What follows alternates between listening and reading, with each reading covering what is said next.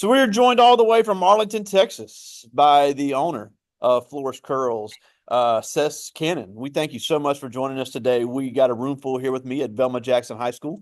This is for our entrepreneurship class, and we're recording this for all of our friends in Madison County schools, Madison Central High School, Ridgeland High School, Germantown High School, the Academic Options Center, and our YouTube channel. So we thank you so much for fitting us in your busy schedule.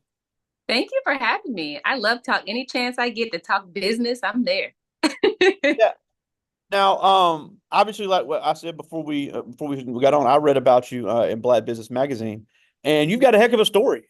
Because you did not necessarily have a background in owning a salon. You're from originally from Peoria, Illinois, Yep. and you kind of pivoted into this. So, give us a little background on that because it's quite interesting. Yeah, I currently live in Texas, about 20 minutes from Dallas in Arlington.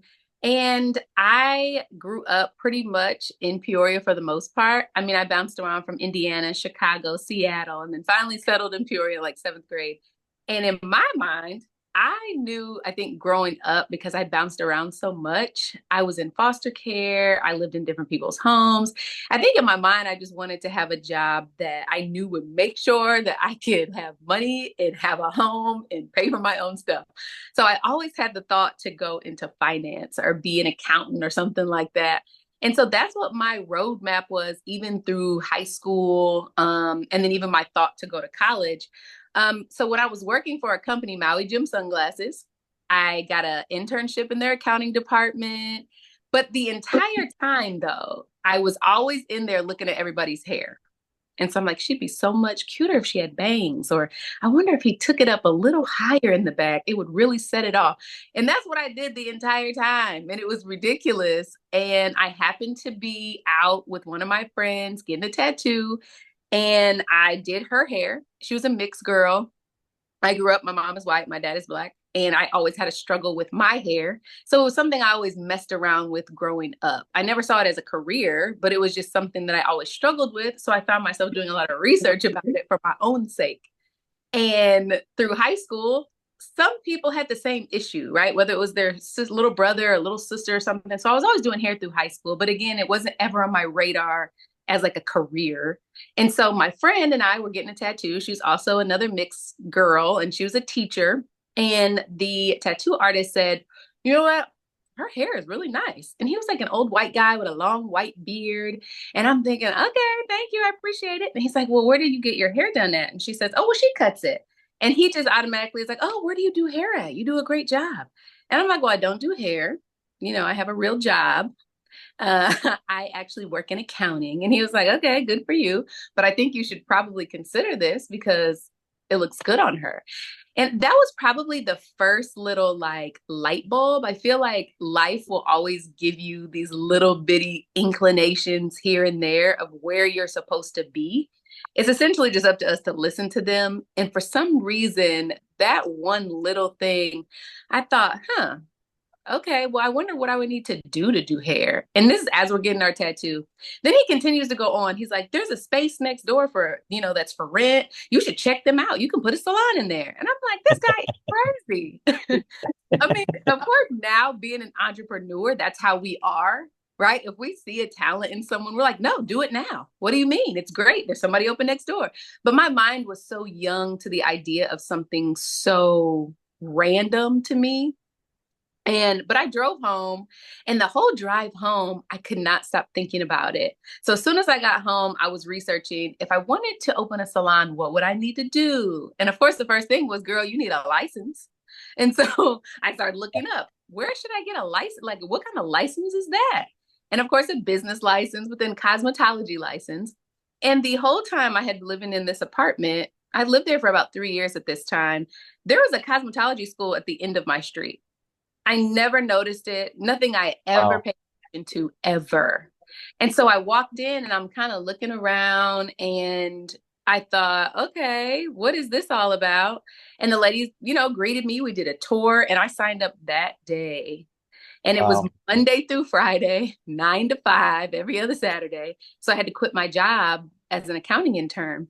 And so I remember being really afraid, like, okay, I could take this path and it seems a little safe, right? It seems like I think I can keep going. I can grow in this company. Maui Gym was such a great company to work for. Or I could take this unknown path and kind of bet on myself and just see where it goes. And I think I'm always kind of been a risk taker. I love change. I rearrange my furniture like every 2 months because I just can't stand to see it the same. So I did. Signed up for cosmetology school, and I always had a focus in textured hair because of my own struggle. And that was that. Yeah. And then you decided to move to the DFW Metroplex Yeah. and open So right. Flourish Curl. Yeah. So at that time, I was still living in Peoria. I was probably 23 years old at the time. I'm 37 now. 23 years old, and I'm going through cosmetology school. I learned so much about my immature self going through that, right? So I think that was also important to go through, be consistent with something. And I had a child at the time. I had a kid when I was 20. And so I also had him to take care of. I worked in Peoria as a natural stylist from then up until 2016 when I decided to move to Texas. And I think that transition was, I really pushed myself as far as I could go in Peoria. I was looking at the market there. I already had a hair product that I created, and beauty supply stores were carrying it. I had a huge, client base. It was actually really comfortable.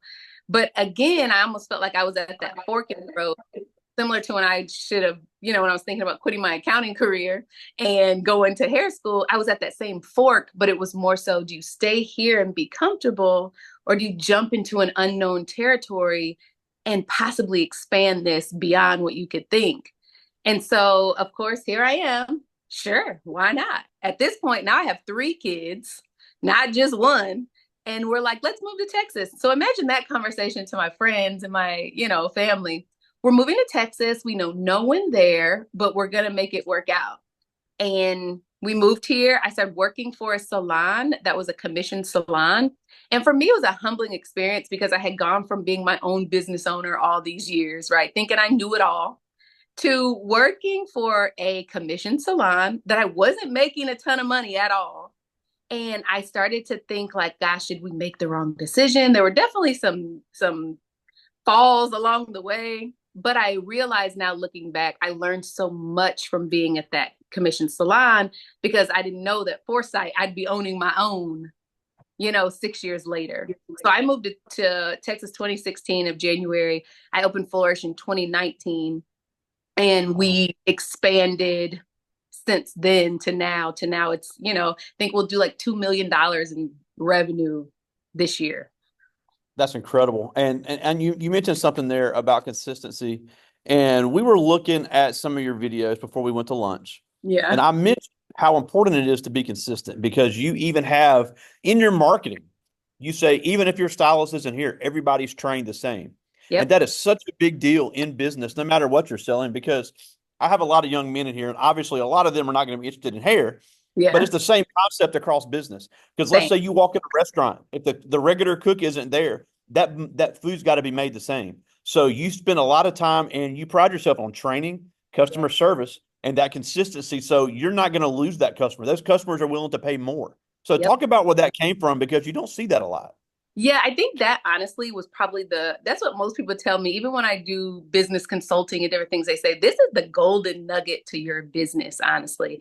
And I'll honestly agree. I think it came from, I don't like bad reviews. I don't like things not being organized. So I think just having a natural personality trait of having a structured environment.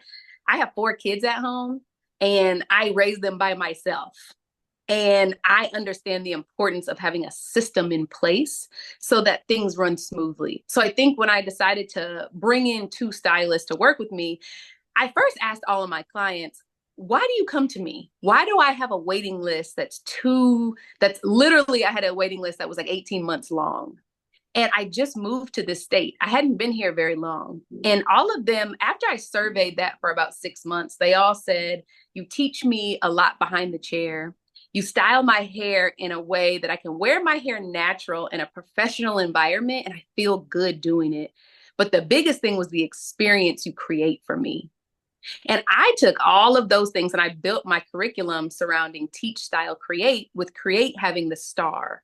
Because I do believe that regardless of what business you're in, if you can create an experience for your customers, they'll be addicted to the experience and then they'll keep coming back because they're addicted to an experience. Yeah. And so I think that is really the golden thing. And I did a lot of professional and personal growth. I was in therapy a lot to make sure, am I delivering a good personal experience to my customers? Because you don't realize that a lot of who you are personally has a lot to do with how your business is going to run and how it's going to perform, because it's how you deal with your employees, it's how you deal with your customers. And for me, I think because of how I grew up, I never wanted anyone to feel the way I did. I never wanted anyone to feel judged. I wanted people to feel like when they came in, they were listened to, that they got good eye contact, that they felt like they belonged there. And so that experience, I think what people really, really have to understand is most people in their day-to-day life aren't listened to. They're not cared about truly because we're in such a fast society. So if you walk into a building and someone stops what they're doing when they see you and they say, "Hi, I'm so glad to see you here. What can we do for you today?" And you just even have that minute of eye to eye moment with each other, that is bigger than you think it is, to be honest. And I studied businesses who did this. Chick-fil-A. I don't think you have to reinvent the wheel. Study businesses who are thriving based off their customer experience. And you just add it to what you do and make sure. We have a meeting every month with my staff. We just had one today. And my biggest agenda on that meeting is always the customer experience. Are we providing them with the best experience they can have? And how do I systemize this thing so I can rinse and repeat it over and over, regardless of who the stylist is? And that really, honestly, that was it. Yeah, and because I always say, no matter what business you're in, an entrepreneur needs customers more than the customer needs the entrepreneur. And Yeah. then when you create that great experience, that gives you the ability to maybe charge a little bit more. Yep. People are willing to pay more for convenience. They're willing to pay more if it's a great experience. And obviously, you're doing a great job on their hair because we've seen the results. Yeah. But if they know that they're going to get a professional setting, they're a lot more likely to spend their money there. And They you are. mentioned something else, and you mentioned something else about communication. Because and I get on this soapbox all the time, and I know they get sick of me talking about it because um, I have them do presentations every month about different entrepreneurs, different companies that have been founded, and they get so mad and it's just such a big deal to have to speak in front of this small class. But Yeah. it is so important to have those skills in business because you talked about when somebody walks in, that eye contact and greeting somebody. You don't have to be a public speaker. I mean, Nope. I've spoken in front of crowds of thousands. I don't get nervous doing it. I understand everybody's not like that. Yeah. But in order to be successful as a business owner, you've got to be able to speak to people. You've got to be able to articulate. You got to be able to sell your product, and you've Yep. got to be able to sell yourself. I agree with that 100%. I mean, I think even if you're thinking of being a business owner, you don't even think about the aspect of communicating in conflict, being able to be a leader in your communication. So that means, again, that personal growth of being able to seek out information about you and to fill you up so that you're communicating professionally and you know how to do conflict resolution in a professional way. It's more than just that, business to customer. It's like, how can I, in my team, make sure that I'm setting an example of communication, because they're going to fall after me. They're going to do what I'm doing. If you're the leader and you're in here and you don't know how to communicate and you're shying away and you're kind of tucking a little bit, they're gonna be like, this girl don't know what she's doing. Let me do what I want to do. So Yeah. communication is huge in the business sector in all areas of it. Yeah. Now, and I mentioned before we came online as well, that I was just looking at your website Hmm. and I was trying to make an appointment for myself. And the soonest one I could get was December 10th, and it's now November 5th. Right. So 5 weeks away from now. So let's say, what type of things do you do for people that are willing to maybe pay a little bit more to get to the front of that line? Because people may have a last second event, they may have a funeral or things of that nature where they need a style done. So how do you get around that? Because that's obviously a huge issue. It is. So we offer VIP services. So you can call the salon. Our customer care, Kristen, she's been with it. She's literally been with the salon since I was writing it on paper. And so she's also a very close friend of mine. So she understands, for one, that we're in this business for impact. I think whatever business you're in, it's a ministry, right? So even regardless of what you believe in, it's just a ministry. You're caring for people. And so she is first point of contact. So she'll take whatever they, call in for, and then she'll go into the reserves of all the stylists, because we have 11 stylists. And she'll tell Wow. the situation and say, hey, this client has, I mean, just recently we had a lady, she, had a funeral. It was her husband that passed away. And she's like, I'm really struggling. I Wow. just want my hair done. I don't, I have so much to think about. And then I forgot I also need to look right for this. And the girls there, because they understand the principle of impact, it's not necessarily about the money. It's about how many people can we positively impact? Because if we do that on a large scale, we're going to be profitable. Yeah. And so it's never really been an issue. The girls are so amazing. They'll be like, okay, I'll do this if you want to do that. I may not be able to fit in this, but I can move her here. So it's about also creating a team that has the same vision of where your business is going. Yeah, and something else you mentioned too, because obviously this is a multi-billion-dollar market when it comes to especially in the Black community hair, Yes. in all communities. But I have people all the time that say they want to be a barber, be a stylist, and that's great because we got some great programs here in Mississippi that they can get licensed for that. Yeah. But all the time I hear them say, "Well, I want to do this and I want to be an entrepreneur." And what you did, I think, is very smart. You spent a few years working in salons to learn the business because I have entrepreneurs all the time that may be very skilled at what they do, but nobody taught them the business side. So, what type of learning curve did you have? Because obviously you were a great stylist, Yeah. but just because you're a great stylist doesn't mean you can be a great entrepreneur. So, talk about what you had to learn when it comes to being an entrepreneur on top of being a great stylist.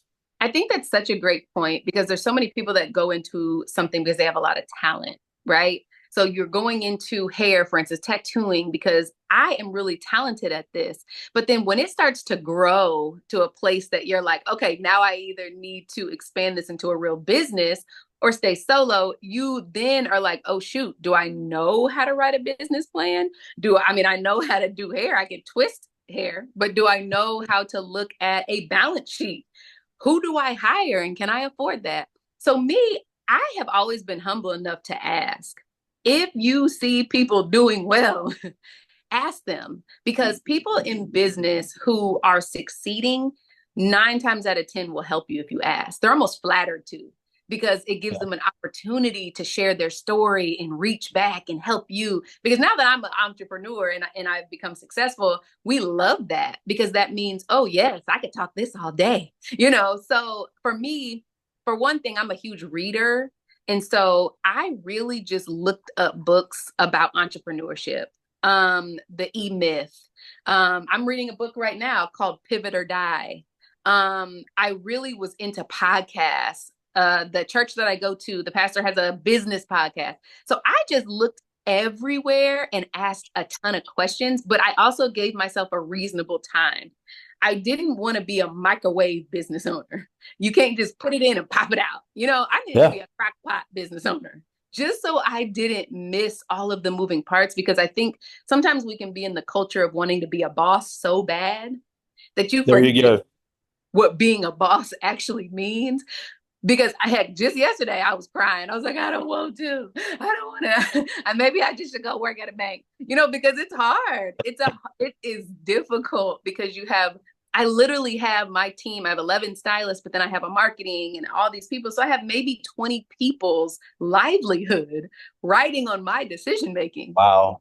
And so I'm always trying to, I mean, have stylists that have been able to buy houses working at the salon, and have babies, and now they're having families. And so I'm That's incredible. always reading to make sure that, am I taking this business in the right direction?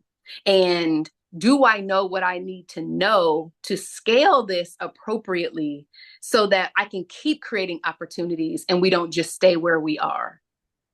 Absolutely. Now, before I get to the students' questions, I do think it's interesting. Also, there at the salon, you also push, you sell products because you Yes. listen to your market and see what they need, but you also have some education type things. There's a big growing trend in transracial adoptions. There's a Yeah, big growing, more and more biracial children every day. So that education needs to be out there, and I think it's cool. You saw that market and have kind of got in on it before a lot of other people did. definitely. I think We all have all heard the terms like having seven streams of income for wealth and all this, right? I think that that is certainly true. But I think you don't have to have all of these types of different businesses. Figure out what your niche is and create avenues within that niche because essentially all business is solving a problem. So if you can find a problem in the market and create a solution to it, people are willing to pay for that solution. And you start to really look at your market, you'll realize they have other problems attached to that one problem.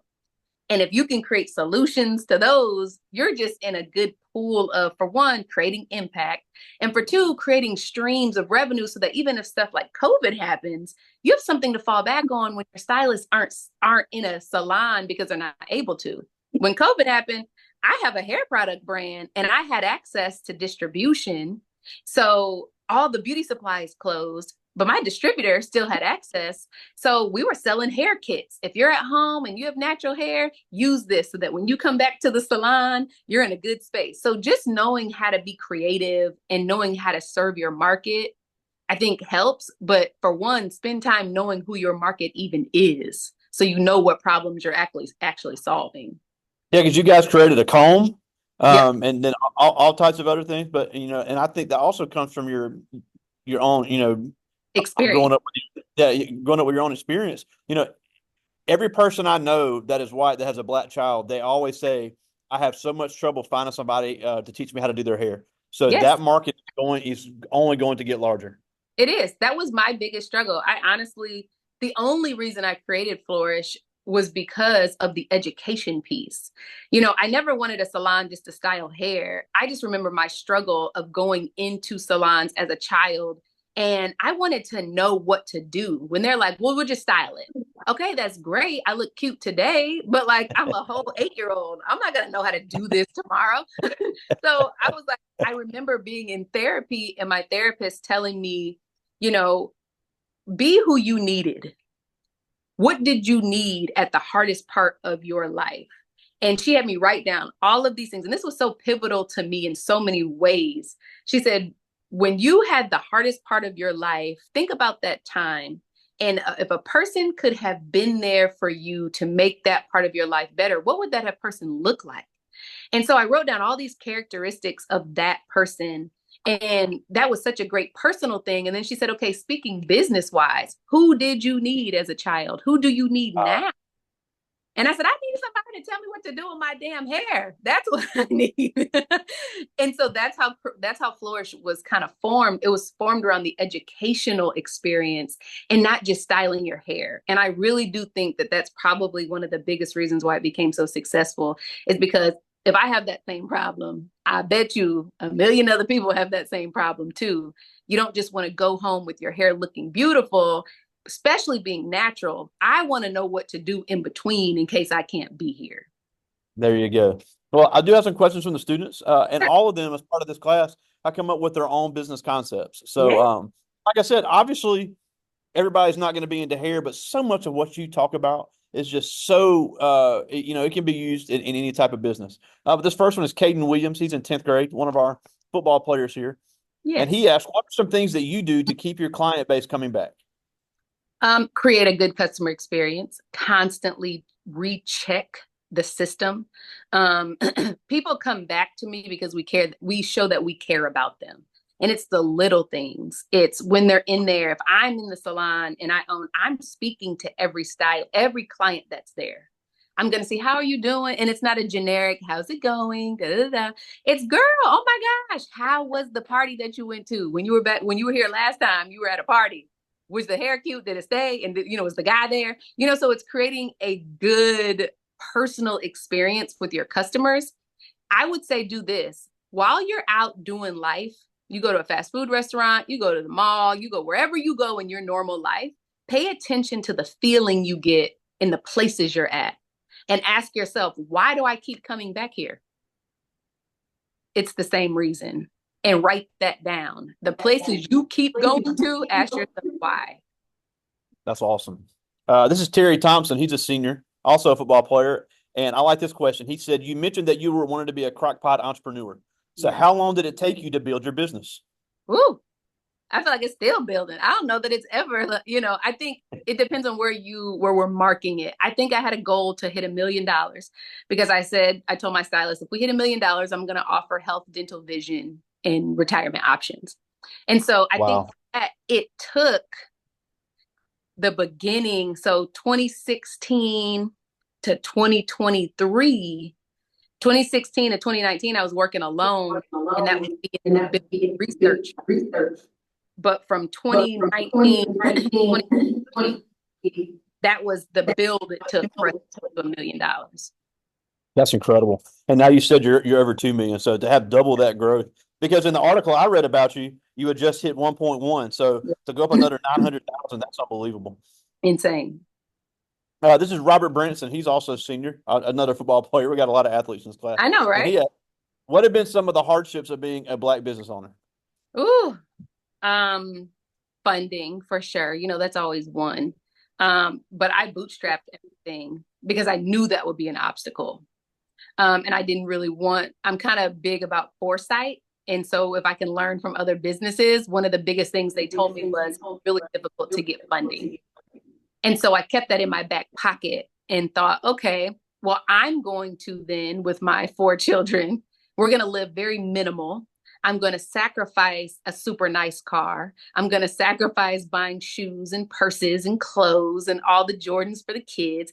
And we're going to live off a certain amount of money per month because I knew I wanted to be a certain place. And if somebody wasn't going to give it to me, I didn't want that to be an obstacle for me. And so I bootstrapped my first 200,000 out of pocket, and I Wow. saved that myself and Wow. opened my salon with my own dollars. And so I owe nobody nothing. And so it helps with your That's profit incredible. margin when you don't owe anybody anything, but it also helps to scale appropriately because you did all the dirty work yourself. You know where all the moving parts are. You didn't have to skip anything. It's like I have to go through these little trenches myself. So that was a thing for me being a business owner, but that was also a way how I went around it and was able to pivot around it too. That's awesome. This is Demarion Linfair. He's in 10th grade. He's also a football player. And he Yeah, asked, did you ever see this? Did you ever see your sales start? Did you ever see I'm trying to say how to like word this. Did decline you in the ever see sales. your business? Did you ever see your business having sales that will skyrocket like this? Yes and no. I think I always in my spirit have felt that what was put into my spirit to do as a business owner was going to be successful. I really did. And I still believe that this is really honestly just the tip of us beginning because I want a franchise floor and I see it being all over the world. So mark this date that we say it so we can go back to it. But I didn't see it physically, but I saw it spiritually, if that makes sense. I think you're kind of amazed at your own self when you look up and you talk to your CPA and she's like, okay, so this is what we hit this year. You're like, what? Are you serious? Holy cow, because you're just in the trenches. And so when you pop up and you're like, wow, we actually hit that goal, and then of course, as a business owner, you're like, okay, what's the next goal? Now the goal is going to be 10 million. And then, so yes and no. I got time for two more. These are my two favorite ones.